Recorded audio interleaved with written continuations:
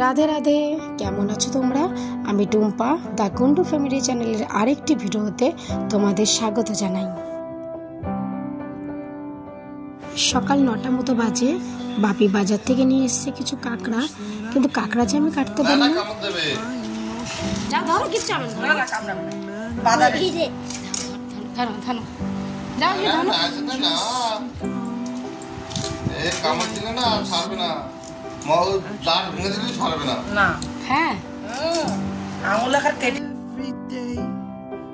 কাঁকড়া খেতে তো খুব দারুণ লাগে, কিন্তু কাঁকড়া দেখে যে আমার খুব ভয়। পাশের বাড়ির একজন দিদি আছে, আমাদের গোলাপি দিদি, খুব ভালো মনের একজন মানুষ। গোলাপি দিয়ে এসছে আজকে কাঁকড়াগুলো কেটে দিতে। জীবন্ত কাঁকড়া তো, কাঁকড়াগুলো যে একটু নড়াচড়া করছে সেটা দেখে ইউভি ভীষণ মজা পাচ্ছে। আমি পাশেতে বসে আছি। ইউভি না খুব চেষ্টা করছে কাঁকড়াগুলো ধরতে, কিন্তু ওকে ধরতে দেওয়া যাবে না। ওই যে দিদি বলল, কাঁকড়া ডাটের ভিতরে হাত ঢুকে গেলে হাত কিছুতেই ছাড়বে না। আমাদের বাড়ির মধ্যে বাপি সব থেকে বেশি কাঁকড়া খেতে পছন্দ করে, তাই বাজারে দেখা মাত্রই কাঁকড়া নিয়ে আসে। তবে সবসময় কাঁকড়াগুলোকে কেটে পরিষ্কার করে নিয়ে আসে। আজ বাজারে যে কাঁকড়া কিংবা মাছ পরিষ্কার করে যে কাকিমা, সেই কাকিমা আজকে আসেনি কোনো এক কারণে, কিন্তু শেষ রক্ষা করে দিল আমাদের এই গোলাপি দি।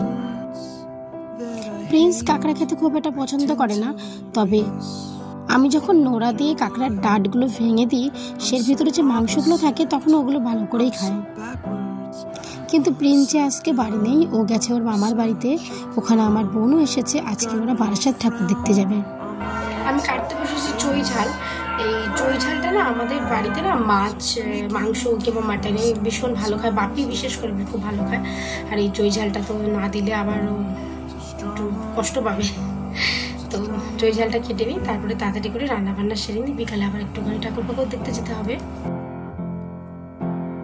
আজকে আমি পরেছি এই হালকা গোলাপি রঙের একটা শাড়ি। এই শাড়িটা প্রায় 3 বছর আগে আমাকে বাপি গিফট করেছিল, কিন্তু একবারও পরা হয়নি।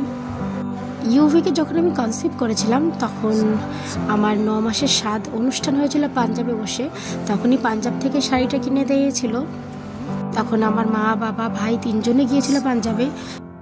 একটু নিয়ম কাজ করার সময় কিছুক্ষণের জন্য পরেছিলাম। বাচ্চা ছোট থাকলে বারবার কোলে উঠে বসে থাকে, তখন আবার এই শাড়ি করে পরা যায় না। সারা শাড়িতে সিকোয়েন্সের কাজ। আজকে যাচ্ছি ঠাকুর দেখতে, কাছে পিঠে যাবো, বেশি দূরে যাব না। ইউপি না ঠান্ডা লেগেছে আর একটুখানি মানে সর্দিও হচ্ছে। আমরা 2 দিন পরে বাড়ি থেকে বেরোবো, তাই বেশি দূরে যাব না। এর থেকে শুনেছি বিরাট একটা ক্লাবে জীবন্ত ভূত করেছে, আর এদিকে আমাদের গোয়াতেও করেছে। স্টেশনের পাশে পুজোটা জীবন্ত ভূত করেছে, মানে জীবন্ত মডেল ভূত যেটাকে বলা হয়। এই হচ্ছে আমাদের গোলাপিদি। গোলাপিদির 2টি মেয়ে, এটি বড় মেয়ে দীপ্তি, আর দীপ্তির একটা ছোট্ট ছেলে, ভীষণ কিউটও। এদিক ওদিক যাবার আগে ভাবলাম পাড়ার পুজো মণ্ডপে একবার ঘুরে আসি। এসেই পেয়ে গেলাম আমাদের টুম্পাকে, সে আমাদের সাথে চাক লাগিয়েছিল। আর এই যে গোলাপি শাড়িতে আছে আমাদের কাকিমা, আর সঙ্গে আছে ওদের 2টো ফুটফুটে মেয়ে। ওদেরকে আমি বললাম, এত সুন্দর করে যখন সেজে এসেছো, একটুখানি দাঁড়াও, আমি একটু ক্লিপ নিয়ে নিই তোমাদের। ব্যাস, ওরাও রাজি হয়ে গেল, আর আমি একটু ভিডিও শ্যুট নিয়ে নিলাম ওদেরকে। ব্যাস, এইগুলো তো স্মৃতি হয়ে থাকবে আমাদের ডায়েরির পাতায়। এত কিছু দেখালাম, আর মায়ের ভোগের প্রসাদ দেখাবো না, সেটা তো হয় না। রাত 8টা মতো বাজে, পেরিয়েছি আমরা প্রতিমা দর্শনে। এটা আমাদের গুমাই ব্রিজের পাশের যে পুজোটা হয় সেটা। স্টেজে ফাংশন চলছে আর অগণিত লোকও বসে আছে। প্যান্ডেলটা কিন্তু দারুণ হয়েছে। 3 জনে তো বেরিয়ে পড়েছি, এখনো কোনো আমরা সিদ্ধান্ত নিতে পারিনি যে কত দূর যাব। একবার বলছে অশোকনগর চলো, আর একবার বলছে হাবড়ায় চলো। আমি যখন বললাম বারাসাতে চলো, তখন সে আবার রাজি হচ্ছে না। এই বাড়িতে আসলে না বাপি একটু বেরোতে চায় না। দীর্ঘ মাসের পর মাস, বছরের পর বছর আউট অফ কলকাতা কাটিয়ে যখন ও বাড়িতে আসে, ওর নিজের বাড়ি ছেড়ে, নিজের জায়গা ছেড়ে কোথাও যেতে চায় না। আর সেটা এখন আমি ভালো করেই বুঝি। এই যে দীর্ঘ 6 থেকে 7 মাস পর যখন আমি বাড়িতে এলাম, তখন আমারও কিন্তু বাড়ির বাইরে একটা রাতও কোথাও কাটাতে ইচ্ছে করে না। এই পুজোটা আমাদের গুমার টিকিট কাউন্টারের পাশের পুজো। এখানে জীবন্ত কালী করা হয়েছে, প্রচণ্ড ভিড় হয়েছিল। আমাদের কাছে গেট পাস ছিল বলে আমরা খুব তাড়াতাড়ি ঢুকতে পেরেছি। ব্যাস এখান থেকে আমরা বেরিয়ে পড়লাম পিরায়। ওখানে গিয়ে ভাইকে ফোন করলাম, ভাইও বাজারে ছিল, ভাইয়ের সাথে দেখা হয়ে গেল।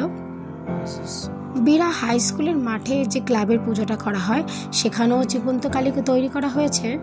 ভাইয়ের কাছে খবরটা শুনে আমরা চলে এলাম এখানে। ভেবেছিলাম এই যে হাউ মাউ করে উঠে আসছে জীবন্ত ভূতগুলো, এগুলো দেখে হয়তো আমার ইউবি ভীষণ ভয় পাবে, কিন্তু না, অজ্ঞতা আমরা ভয় পেয়ে গেলাম, ও কোনো ভয় পাচ্ছে না। যখন এই গাছগুলো ঝাঁকা দিয়ে জীবন্ত ভূতগুলো যেন ঘাড়ে এসে পড়ছে, তখন ও খিলখিলি গিয়ে হেসে উঠছে। দেখে তো আমরা দুজনে অবাক হয়ে গেলাম। কোথায় ইউভিকে ওর বাবা চেপে ধরে বসে আছে, আমার ছেলে ভয় পাবে, এমনকি ভেতরে ঢুকতেও ভীষণ নারাজ ছিল। আমি জোর করে এনেছি ওকে। আর এখানে সব থেকে সুন্দর লেগেছে আমার এই জ্যান্ত মা কালীকে, কি সুন্দর সাজিয়ে গুছিয়ে বসিয়ে রেখেছে। আমাদের এনফিল্ডের চাকা দুটোরও কষ্ট হয়ে গেছে, ওকে একটু জিরোতে দেওয়া হোক। আর ততক্ষণে আমরা একটু চা আর পকোড়া নিয়ে নিলাম। এটা বীরা আর গুমা আসার পথে একটা রাস্তার পাশে দোকান। জানি না আমি ঠিক জায়গাটা কোথায় আছি আমরা, তবে পুজোর জন্য হয়তো একটু লাইট দিয়ে সাজিয়েছে, তার জন্য ভীষণই সুন্দর লাগছে দেখতে। ওই যে দাঁড়িয়ে আছে পেছনে আমাদের এনফিল্ড, ও তো চা খাবে না, ওকে একটু তেলের প্রয়োজন, একটু তেল দিলেই ও খুশি। আর এদিকে এক কাণ্ড হয়েছে, একটু দেখাই তোমাদের। একটু এই চা নিয়ে ভিডিও করতে গিয়ে দেখো গরম চাটা আমার হাতে পড়ে গেল। এখানে মাকে দেখো, পুরো মনে হচ্ছে সোনার তৈরি, সোনা মা আমার। দুর্গা পুজোতে দেখলাম, কালী পুজোতে দেখলাম, মানুষ এখন এত উন্নত হয়ে গেছে, পুজোর প্যান্ডেল বলো কিংবা ঠাকুর বলো, এত সুন্দর অভিনব কাজ দিয়ে তৈরি করে, সে মাধুর্য দেখা মাত্রই মনে এক মুগ্ধতা চলে আসে। এটি আমাদের গুমা নবপল্লীতে যে কালীমার মন্দির আছে সেই মন্দিরের অনুষ্ঠান। সেখানে তখনও অনুষ্ঠান চলছিল। এখন রাত প্রায় 10:30 বাজে। এবার বাড়ি ফিরবো, কারণ ইউভিরও ঘুম ঘুম পেয়ে যাচ্ছে। তবে ফেরবার আগে ভাবলাম আমাদের পাড়ার ক্লাবের পুজোর মাকে একবার দর্শন করে যাই, আমাদের সেই 25 ফুট মা কালীর মূর্তি। ব্যাস আজকের জন্য এতটুকু। আবার নিয়ে আসবো অন্য কোনো ভিডিও গল্পের মাধ্যমে। আমার সঙ্গে থেকে এতক্ষণ ধরে আমার ভিডিওটি দেখার জন্য তোমাদের অসংখ্য ধন্যবাদ। আমার ভিডিওটি যদি তোমাদের ভালো লেগে থাকে তবে চ্যানেলটি সাবস্ক্রাইব করে দিয়ে একটা লাইক কমেন্ট করে দিও। তোমরা ভালো থেকো, আবার নিয়ে আসবো অন্য কোনো ভিডিও।